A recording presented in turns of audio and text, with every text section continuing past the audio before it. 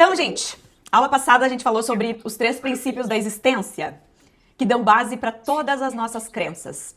100% das nossas crenças estão associadas com esses 3 princípios, que é o ser, ou seja, quem eu sou, o fazer, o que eu posso fazer, né? Meu senso de capacidade, e o ter, que é o merecimento, é o que eu mereço ter, o que eu mereço receber também. Eu vou bem resumir, tá? Que a gente passou as 2 horas da aula passada falando desses 3 princípios. Mas enfim, ele traz muito, a gente já falou sobre crenças, né? Tanto as nossas crenças positivas quanto as nossas crenças limitantes. Todos nós criamos um sistema de crenças, cada um de nós temos um sistema próprio de crenças, que é aquilo que a gente acredita. Que sempre que se refere a nós, a gente acredita, né? É aquela sensação de que eu não tenho certeza absoluta sobre isso, mas eu acredito que, né?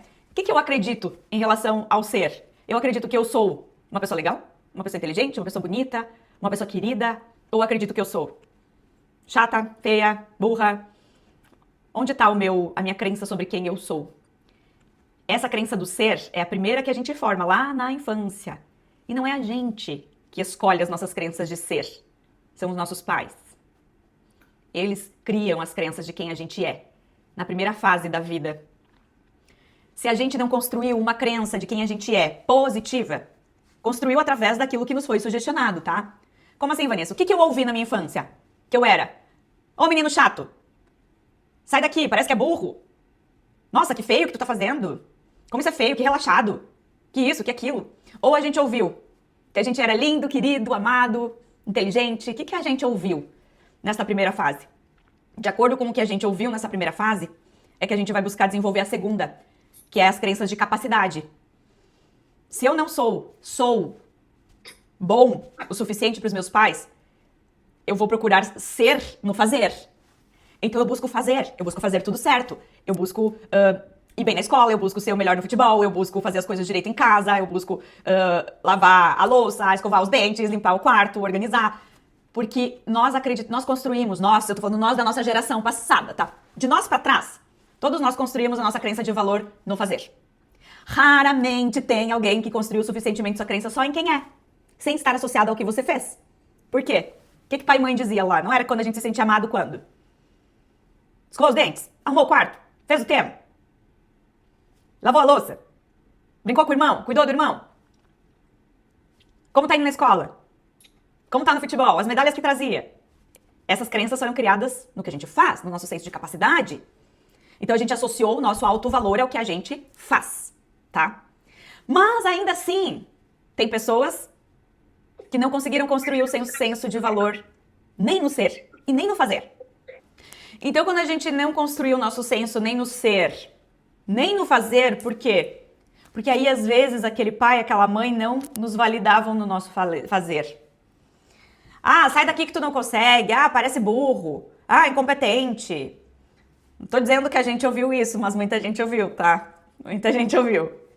E aí quando a criança não valida nem o seu alto valor em quem ela é, nem no que ela faz, porque ela se sente incapaz de fazer, ela vai buscar o seu valor no quê? No que sobrou, né? Que é o ter. E aí quando só sobra o ter para validar o seu merecimento, é onde se constrói os egos grandes, né? Porque aí a criança, ela precisa provar merecimento no que ela tem. E aí a gente viu na nossa escola, quando a gente era pequena, e a gente vê isso nos nossos filhos hoje, como tem crianças que precisam provar o que elas têm, né?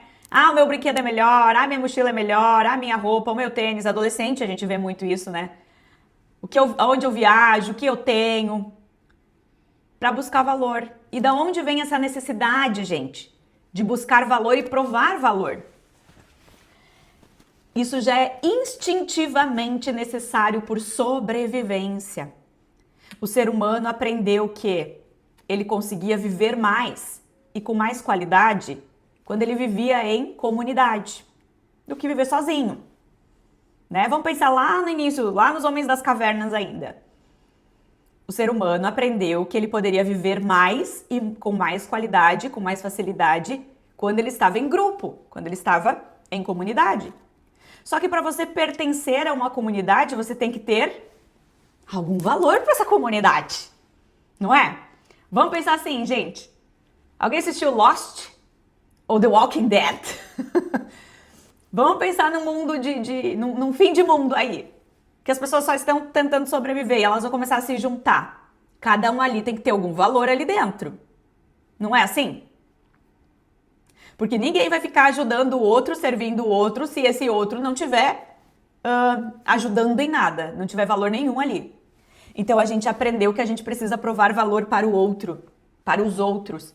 Isso por necessidade de sobrevivência, lá atrás. Só que lembra que lá atrás, tudo que a gente aprendeu lá atrás, há milhares de anos, ainda segue no nosso inconsciente.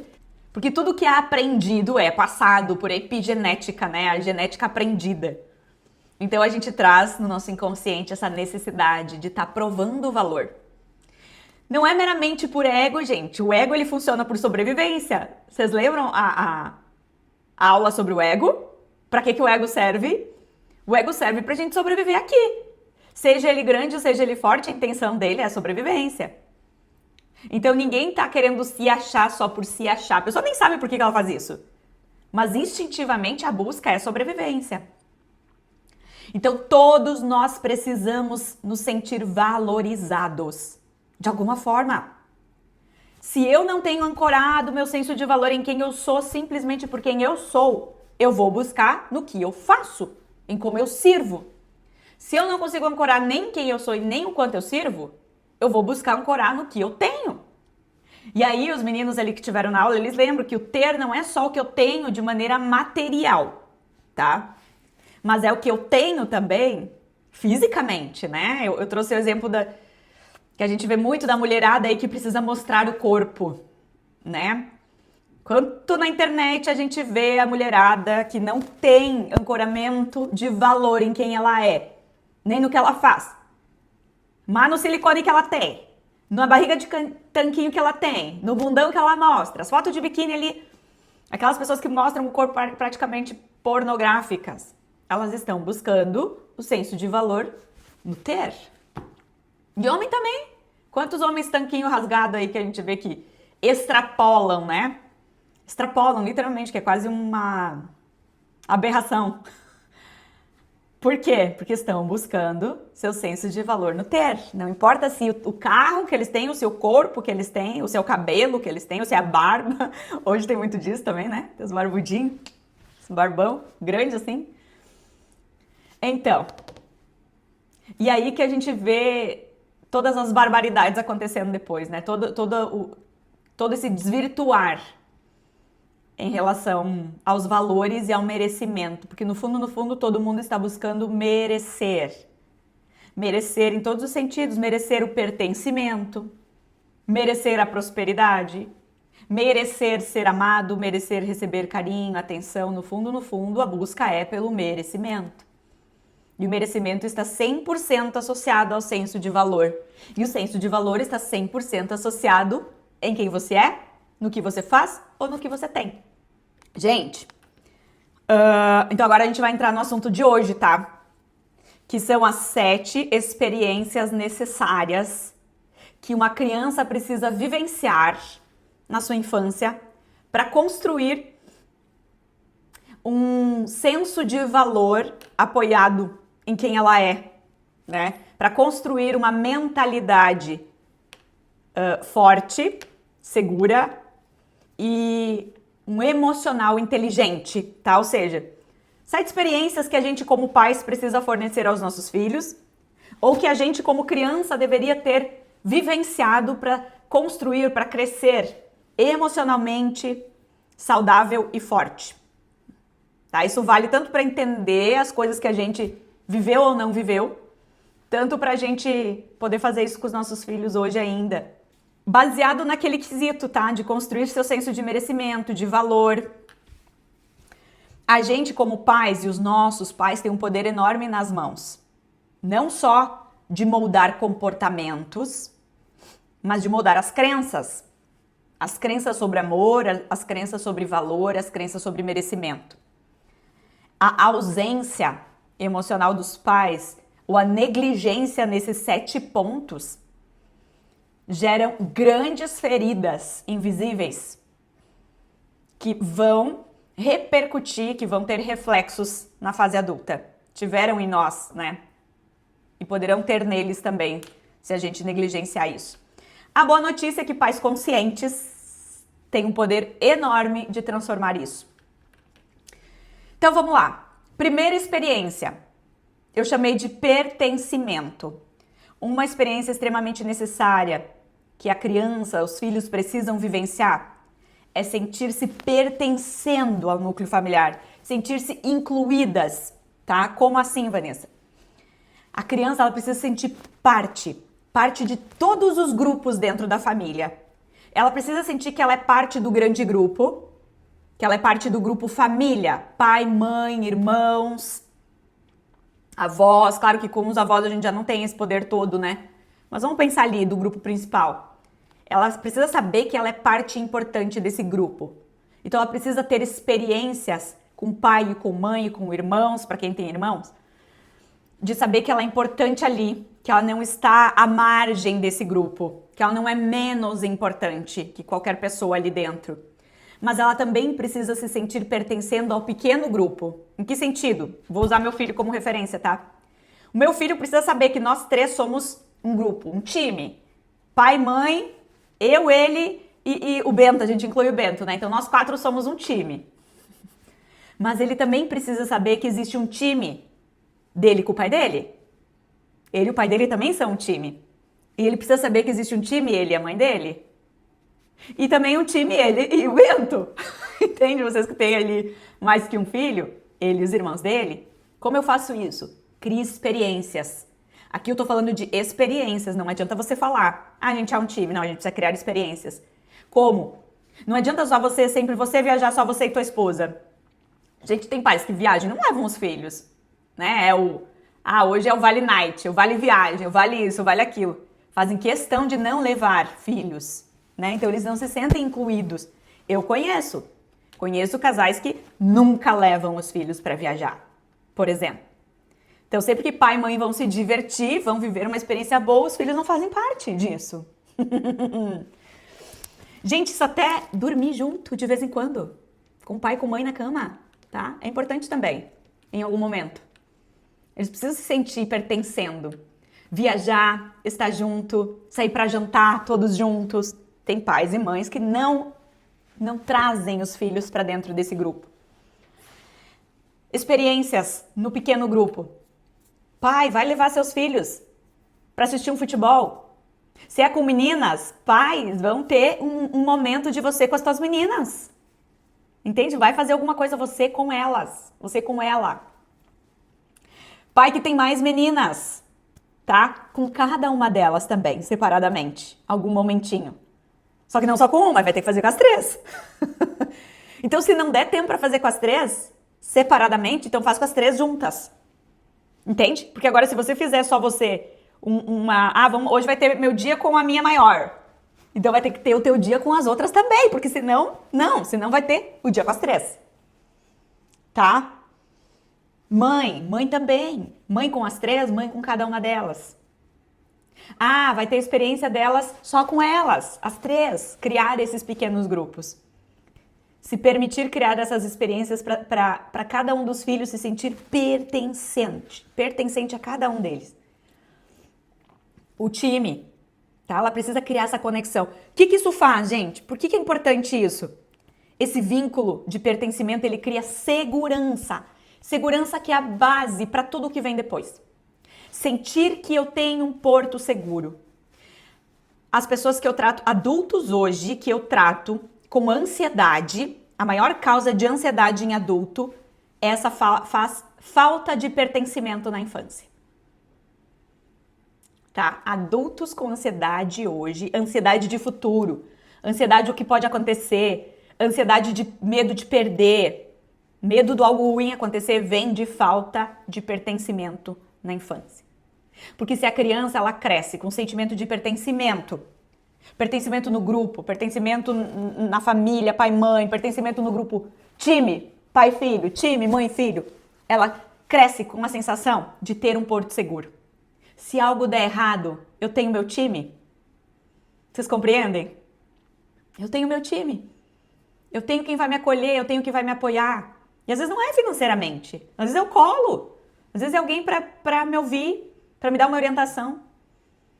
E aí eu tô falando pra gente olhar isso tanto pros nossos filhos quanto aquilo que a gente viveu. Alguém já sentiu isso? Ou todo mundo cresceu seguro com seu porto seguro? Porque às vezes também não é aquele pai que arrasta o filho junto pra fazer as coisas que o pai quer fazer. E o filho tá ali perdidaço, mais vontade de sair correndo do que tá ali junto, né? Então, o pai incluía no sentido bom, Vanessa. Ah, que bom, isso aí. Vá buscar fazer aquilo que vai ser importante pro teu filho também. Não só aquilo que é importante pra ti, né? Mas que ele goste, que ele curta, que ele viva isso contigo também, né? Quanto a gente ouve falar de crianças, olha o termo, de marginais. A gente não ouve falar muito de marginais? Adolescentes marginais, jovens marginais? De onde vem isso? Por que marginais? Marginais é estar à margem, né? Quando a gente fala do marginal na sociedade, ele está à margem da sociedade. Ele não é incluído, ele não se sente incluído. De onde vem isso? Lembra das 7 leis universais? Assim como é dentro, é fora? Esse marginal, quantos marginais de classe alta que a gente conhece? Por que ele é marginal lá fora? Porque ele foi marginal dentro. Porque ele esteve à margem desse grupo, dessa família. Ele não foi incluído. A gente vê muito isso em novela. Não assisto mais novela, mas assisti e hoje eu lembro. Novela tinha muito isso, né? As famíliazinhas ricas que os adolescentes não eram vistos. Os mexicanos são tranquilos. E aí cria a rebeldia, né? Muito disso, vem dali esse termo, tá? O marginal, ele é uma criança que foi marginalizada, ela não pertenceu. E ela fica perdida, fica rebelde. É uma maneira de expressar isso, né? Segunda experiência. Lembra que eu tô falando só de experiência aqui, tá? Não é teoria, é vivência. Validação, tá? Que é muito que a gente já vinha falando. Os nossos filhos precisam se sentir valiosos por quem eles são. Em primeiro lugar, por quem eles são. Ele é digno de merecer amor, de merecer cuidado, simplesmente por quem ele é. Sem associar isso ao que ele faz, tá? Isso a gente tem que cuidar. Claro que a gente deve, isso eu vou falar depois nas experiências, validar também pelas coisas que ele faz, sim, mas a gente tem que ter os momentos de validar eles, de trazer esse senso de valor, simplesmente por quem ele é. Para que eles não tenham que provar o seu valor depois, fazendo coisas lá fora, para os outros. Claro que a gente vai falar depois num dos pilares também, mas nesse momento eu tô dizendo assim, eu sei que eu tenho valor, meu pai e minha mãe me ensinaram que eu tenho valor. Eu não preciso sair para quem tem meninas. Eu não preciso sair lá fora mostrando os peitos depois, saindo de saia curta para provar que eu tenho valor. Meu pai e minha mãe me ensinaram que eu tenho valor por quem eu sou. Só por isso. Então tem aquele momento que do nada você vai chegar para os teus filhos, para as suas filhas. O Felipe que tem menino também. O resto é só o pai de menina aí, né? De dizer, filha, você é linda, você é amada, você é querida. Você é importante, você é inteligente, sem dizer por que você fez isso. Não. Só por quem você é. Você é. Independente se você foi mal na prova, tá tudo bem, faz parte. Você continua e sempre será. Amada, querida, linda, amorosa. E aí a gente pode reafirmar isso, às vezes, até corrigindo eles, tá? Ah, quando o filho faz uma birra, alguma coisa assim. Filho, não faz isso. Isso não combina com você. Você é um menino tão querido, tão carinhoso, tão prestativo, tão cuidadoso. Não combina com você esse comportamento. Então você já tá quebrando esse padrão dele, dizendo, não, realmente, o que eu tô fazendo isso não sou eu. Eu sou assim, eu não sou assado. Validar também as emoções, tá, gente? Isso é muito importante. Uma coisa que eu corrijo até hoje, meu marido, que às vezes o Murilinho é escorpião, né? Vocês já sabem disso. Vocês três aí. Então ele é dramático, né? Ele é dramático, assim, né? Tipo... Então, às vezes acontece algo... E às vezes meu marido louco pra fazer uma piada com ele, sabe? Desse drama, né? E não, gente, é importante validar o que ele tá sentindo. Se ele tá sentindo, se aquilo ali foi algo importante... Ontem ele teve um acesso de raiva. Escorpião tem os acessos de raiva. Na infância, tá? Depois vai... Mas é normal. Escorpião é 880, né? E ele teve um acesso de raiva e ele pegou o lápis dele porque eu tô com tanta raiva que eu posso quebrar esse lápis agora. E meu marido e eu só observando. Porque eram os dois lá e eu não queria me meter, né? Meu marido disse, eu vou quebrar esse lápis. E ele disse, quer quebrar? Quebra então. eu vou quebrar. Quebra, só que o meu marido achou que ele não ia ter força pra quebrar o lápis. Quebrou o lápis. Só que o lápis era um lápis que ele tinha ganhado do amiguinho dele que voltou de viagem dos Estados Unidos. Era um lápis da Disney. E quando ele se ligou que ele quebrou o lápis, que era presente do amigo, que era da Disney, porque esse lápis era a coisa mais importante que eu tinha de coisas. E o Christian fazendo piada, né? Eu chamei ele pro lado e disse, tu tá invalidando o sentimento. Deixa ele viver isso agora. Ele tá vivendo a frustração da merda que ele fez e agora ele tá aprendendo que tudo é causa e consequência, que eu já trabalhei com ele isso antes, né? Lembra que toda ação tem uma reação. Então, valida o sentimento, deixa ele sofrer, mas explica pra ele que sim, que o que ele vai levar disso, qual é o aprendizado. Ele não escolheu ter raiva, tá tudo bem sentir raiva. Todo mundo sente em algum momento. Mas ele tinha o poder de escolher se ele ia quebrar o lápis ou não. E quando ele escolhe quebrar o lápis, ele tá assumindo a consequência. E agora? Da próxima vez tu não vai fazer. Ah, mas seria fácil eu dizer, tá filha, amanhã eu vou ali comprar um lápis da Disney, consigo na internet, em qualquer lugar. Não. É importante ele saber que a escolha que ele fez tem um resultado. Ele simplesmente jogou fora o presente que ele ganhou, que era um lápis importante, mas foi a escolha dele. Foi errado sentir raiva? Não, não foi errado sentir raiva. É normal sentir raiva, né? E tá tudo bem sentir, deixa sair. Só que o que tu escolhe fazer com aquilo é uma escolha tua. E a escolha tem uma consequência. Então é importante a gente validar as emoções também, né? Mas lembrar que tu não escolhe o que tu sente, mas tu escolhe o que tu faz. O que tu faz com isso, tu escolhe. E aí ter essa conversa. Não fazer piada das emoções deles. E a gente às vezes sem querer faz, até pra ajudá-los, porque a gente acha que fazendo piada, para de frescura, isso não é nada. A gente quer tirar o peso, porque não é a intenção rir. A gente quer dizer pra ele que isso é bobagem, sabe? Que ele tá perdendo tempo em se estressar com isso, né? E aí a gente olha assim, a intenção de pai e mãe é sempre positiva. A gente nunca vai ter intenção de ferir de propósito e gerar mal-estar nos nossos filhos. Terceira experiência necessária, conexão e amor. Experiência. Não adianta você dizer, meu filho sabe que eu amo ele. Não adianta. Você tem que expressar isso. Expressar em ato, expressar em palavras. Teu filho sabe que te ama? Não sei se ele sabe. A gente sabe. A gente achava? O que a gente achava? Toda vez que pai e mãe xingavam a gente, a criança associa tudo a me ama e não me ama.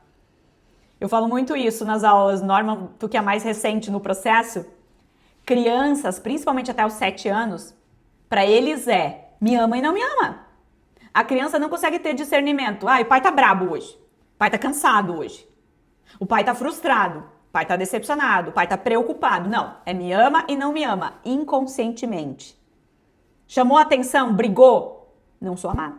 Não me ama. Era assim que a gente sentia. Toda vez que pai e mãe faziam alguma coisa pra gente, a gente sentia que eles estavam nos amando ou não nos amando. Se eu faço algo errado e eu vejo meu pai decepcionado comigo, ele não me ama. Se ele me xinga, ele não me ama. Se ele me elogia, ele me ama. Tudo é amor e não amor. E a gente vai ter momentos que a gente tá decepcionado com eles, porque isso, de novo, isso é reação, eu não escolho. Porque eu fiz tanto e eu olho pra ele, eu não vou falar isso pra ele, eu tô sentindo. Mas o que eu vou expressar é o que vai ficar. E ali a gente vai provar o nosso amor incondicional, né? Eu devo corrigi-lo, eu devo chamar atenção, eu sou pai, eu sou responsável pela educação dele. Mas independente disso, ele tem que saber que eu amo ele incondicionalmente. Incondicionalmente. Então dizer eu te amo é importante demais. Filho, te amo, filha, te amo. Sem estar associado a nada. Dá abraço, dá beijo, dá colo, dá carinho. Tocar, essa conexão, criar isso, criar esse toque, criar abraço, mão, colo, são experiências necessárias. Quarta experiência, e essa é importante também, porque não é só coisas boas, né? Limites e regras, também uma experiência extremamente necessária. E aí, de novo, não é só Falar, ele sabe. É fazer, é criar a experiência emocional. Sim, toda criança precisa ter regras e limites. Toda criança. É o papel do pai, né? Educar com firmeza e afeto, né? Educar e criar regras com firmeza e afeto. Independente das regras, o amor incondicional tem que estar presente, né? Eu te amo, mas causa e consequência. Lembram? Não é com gritos. Não é com punição de castigo do bater, do ferir, do ignorar, do fazer o surdo mudo, né? Não, é regra. E a regra, ela funciona assim.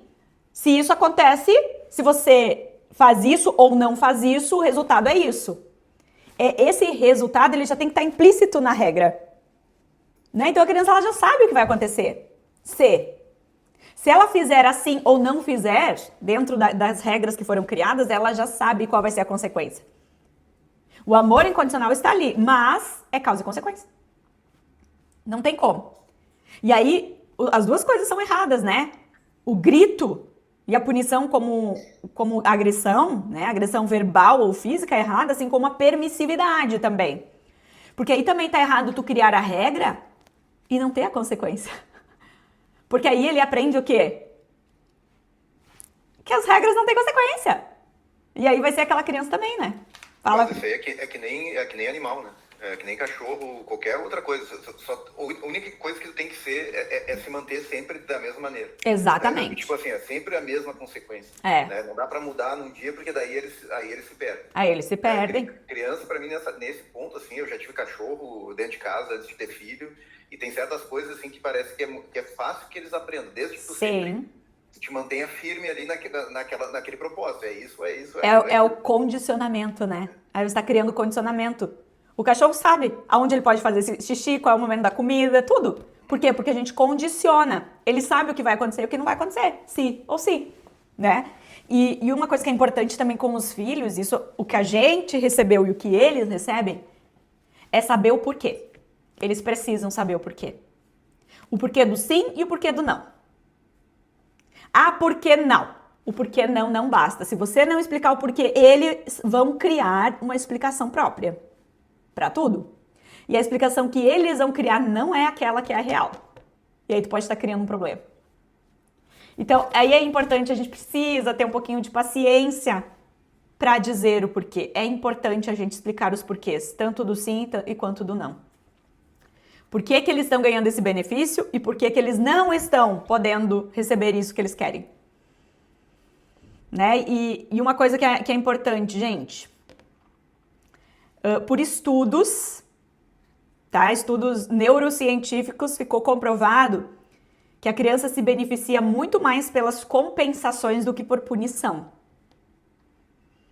Então tá tudo bem eles ter recompensa, sim. A recompensa é importante. Ali tu trouxe do animal, Felipe. Como é que se faz condicionamento animal? Não é por recompensa? Recompensa. É por recompensa. Total. Porque a criança, principalmente a criança, até os 7, 8 anos, ela não compreende direito a punição. Não se percebeu agora que o cachorro, principalmente, ele tem a mentalidade de uma criança de menos de 6 anos? Quando o cachorro faz xixi no lugar errado, passou-se o tempo, você vai bater nele e não adianta mais. Ele não sabe por que ele tá apanhando. E a criança de menos de 6 anos também não. Adolescente é uma coisa, depois já tem essa compreensão, a criança ainda não. A criança ela não compreende direito ou não, né? O não. Então, até os 7 anos, principalmente, a recompensa é bem mais importante. Recompensar. Tá tudo bem. Recompensar. Tá? Depois que já tem um pouco mais de discernimento, aí tu começa as negociações. E tá tudo bem ter negociações também. É incrível, mas é assim que o negócio acontece. Consequências, elas não precisam ser punitivas, no sentido assim, bagunçou teu quarto? Arrumar. Não é punição. É consequência. Né? Tipo, é lógica, tá dentro do contexto, é regra. Né? Eles têm que entender as coisas como regra, causa e consequência, não exatamente castigo. Né? Porque senão a gente, de novo, tá levando eles para aquilo que nós adultos hoje estamos tentando ressignificar, o tal do castigo de Deus. Né? Deus não castiga, não pune, é a gente que cria as causas e consequências. Então, já vamos ensinar isso para os nossos pequenos, que tudo é causa e consequência. Bagunçou, arrumou. Né? Quebrou o lápis, ficou sem. Não é castigo. Não é causa e consequência. Mas a recompensa, ela é válida sim. E não precisa ser enorme. Pequenas recompensas. Às vezes são recompensas pequenininhas, que para eles são importantes, porque tu tá, de novo, validando as coisas, né? Uma coisa que é extremamente importante. Nunca prometa o que você não pode cumprir. Nunca diga que vai... Não prometa levar para algum lugar ou dar alguma coisa que você já não tem certeza absoluta que você vai conseguir fazer, tá? Por quê? Porque a criança associa aquilo que você não cumpre a mentira, a ser enganada. E ser enganada gera a ferida da traição. A ferida da decepção é traição. E a traição é associada na mente com a emoção do nojo. Nojo, vocês têm noção? Fisiologicamente, o que acontece no cérebro da criança toda vez que ela se sente enganada, está associada no mesmo lugar que ela cria a sensação de nojo. E para que serve o nojo? Para criar repulsa, afastamento. Então, toda vez que isso acontece, você cria um afastamento, uma repulsa. E aqueles pais que não se conectam mais com seus filhos. Quinta experiência, gente. Ensinar generosidade. Só que, de novo, experiência. Não adianta você falar da teoria, você precisa criar experiência. Ensinar não só a ganhar, né, a receber, mas a compartilhar, a doar, a ser generoso. E não precisa ser só com coisas, né? Generoso com bom dia, boa tarde, boa noite, obrigada. Com o porteiro, com a faxineira, né? Ensinar também a doar. Como eu crio experiências com isso? De novo, a gente ensina muito pelo exemplo. Né? Eles estão vendo. Não adianta eu falar que ele tem que ser simpático, né? Empático e eu não fazer isso. Então entrou na portaria, bom dia, porteiro. Se puder chamar nome. Já pensou uma criança? Como é lindo ver aquela criança que entra na portaria e diz, bom dia, seu Luiz. Lá em casa é o seu Luiz, o porteiro. Saber o nome das pessoas, porque quando tu fala o nome da pessoa, ela se sente importante e reconhecida. Não é? Doar. Ah, Natal, Páscoa. Vamos juntar uns brinquedinhos aí que você não usa mais? Vamos fazer uma doação? Ali a gente vai moldar os egos nesse lugar. Molda muito o ego da criança. Ser generoso, ser empático, ter compaixão. E às vezes é um esforço, viu? Porque às vezes vem muito da personalidade deles, vem muito da evolução de alma, e tu pensa onde é que eu tô errando, e às vezes não é você tem que moldar, porque às vezes essa alminha vem com o ego já, com o ego não, né? Ela vem já com uma construção ali no nível de evolução mais tinhoso. Esse é um trabalhinho bem... Doar roupa, doar brinquedo, visitar alguém...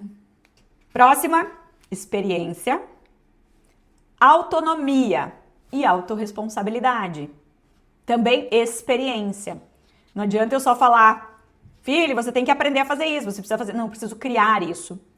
Então, eu preciso deixar já desde pequenininho e ir criando autonomia em algumas coisas. E às vezes os pais super protegem, né? A gente quer fazer as coisas para facilitar para eles. Ou às vezes até pela pressa nossa do dia a dia. Às vezes é mais fácil a gente ir lá e fazer rapidão e ir. Ah, não, deixa que eu faça esse sanduíche dele logo, senão vai levar meia hora para fazer e a gente tem que sair. Então eu preciso criar coisas que eu vou sempre deixá-los fazer, né? E mesmo que faça errado, deixa fazer errado. Mas deixa fazer. Ele precisa saber que ele consegue, que ele pode. Mas enfim, se negligenciar desse senso aí de autonomia e autorresponsabilidade, a gente cria adultos imaturos, indecisos, inseguros, que vão sempre terceirizar responsabilidades. Muito daquilo que a gente estava falando, né? E a última experiência, que também tem muito a ver com essa, tá? De autonomia e autorresponsabilidade, que é o encorajamento e o desafio. Encorajamento, desafio e resiliência ao mesmo tempo. A criança precisa saber que consegue e que se cair tá tudo bem, vai reerguer e vai de novo. Conseguem perceber a diferença do autonomia e autorresponsabilidade? Porque tem muitas pessoas que têm autonomia e autorresponsabilidade, mas não têm coragem. Coragem de encarar, ter resiliência de, ok, se eu errar, vou levantar e vou de novo. Né? Porque aí é aquelas pessoas que ficam na sua zoninha de conforto, que não saem do chão, até assumem suas responsabilidades, né? Fazem as coisas por si só, mas não vão pra frente. Não, tem medo de encarar, tem medo de competir, tem medo de se desafiar, tem medo de assumir algum cargo diferente, algum posto diferente. Criar isso já desde cedo também, esse encorajamento, mas aí também é ensinar a ganhar e ensinar a perder. Porque às vezes também se tu lida com esse lugar ali, tem que ir, mas tem que ganhar. Porque se perder tu é fraco, se perder tu não deu conta, se perder isso, se perder aquilo, né? Aí dá na mesma. Dá na mesma que não encorajar, pelo contrário, porque tu acha que tu tá encorajando, mas na verdade o contrário, tá criando trauma e a pessoa não vai fazer. Não vai fazer por medo de errar. Então, o elogiar as tentativas também. Mesmo que não conseguiu, eu vi que tu tentou, eu vi que tu se esforçou. Na próxima tu consegue. Em todos os sentidos. Pequenos desafios, né? Começar com os pequenos. Não precisa logo começar com os grandões. Comece com os pequenos. Validando. Gente, não é fácil ser pai e mãe, hein? E às vezes vocês vão ver que tem partes dessas experiências que elas são mais feitas pela mãe, partes das experiências que são feitas mais pelo pai também, né? E também é natural isso. Também é natural. Claro que é importante que ambos façam um pouquinho, né? Ambos façam um pouco. Mas vai ter experiências que vêm mais da mãe, experiências que vêm mais do pai. Tá tudo bem.